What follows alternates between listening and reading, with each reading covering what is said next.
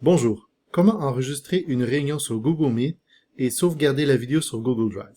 Cette opération va être utile lorsque vous donnez un cours à vos étudiants, mais il en manque quelques-uns. Donc, ceux-ci pourront aller voir le vidéo que vous allez rendre disponible de la rencontre ou de la leçon.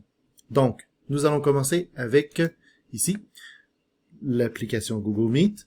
Lorsque vous êtes dans la rencontre, vous voyez ici plus d'options et il y aura l'option enregistrer la réunion. Faites attention, cette option n'est seulement disponible si vous prenez la version premium payante. Sur la version gratuite, vous ne verrez pas l'option d'enregistrer une réunion. Alors, vous cliquez ici. Il y a la demande d'autorisation, donc c'est bien d'avoir l'autorisation des participants pour l'enregistrement vidéo. Comme vous voyez, en haut ici, on vient de voir le petit cas rectangle qui est rouge. La réunion, à partir du moment où elle est activée, va être enregistrée. Aussi, si les élèves utilisent le clavardage, alors bonjour à vous. Tout ce qui est écrit dans le clavardage va être aussi enregistré avec la réunion. Donc, vous pouvez à la fin choisir d'arrêter l'enregistrement ou si vous fermez la fenêtre, l'enregistrement va être arrêté immédiatement. Alors, on va l'arrêter tout de suite. On arrête l'enregistrement. L'enregistrement sera stocké dans Google Drive. Donc, ce qui est intéressant avec l'écosystème de Google va être que tout est interconnecté. Alors, ce qu'on va faire, c'est qu'on va ouvrir une nouvelle fenêtre. On va vérifier Google Drive. Accéder à Google Drive. Alors, ici, vous avez mon Drive. C'est ici qu'on va retrouver les vidéos. La première fois que vous allez utiliser l'enregistrement de Google Meet, le petit dossier va apparaître ici. Et en ce moment, il n'y a pas le Google Drive. On va faire une petite pause et on va revenir quand l'enregistrement va être présent. Très bien. Alors maintenant, le téléchargement est terminé. C'est toujours un petit peu plus long que ce qu'on pense.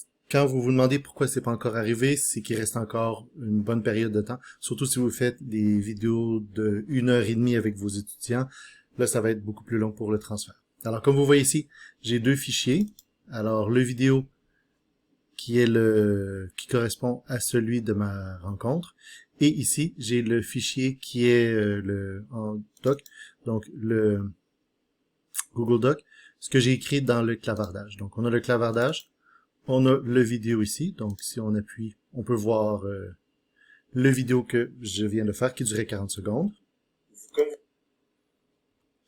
Par la suite, le nom va correspondre à celui de la rencontre. Vous pouvez toujours ici renommer donc cours du 7 juillet 2020. Comme vous voyez, moi j'avais fait des dossier pour ce que j'ai fait au mois de juin, au mois de mai. C'est ça. Si vous voulez ensuite le partager avec vos étudiants, vous pouvez obtenir un lien partageable.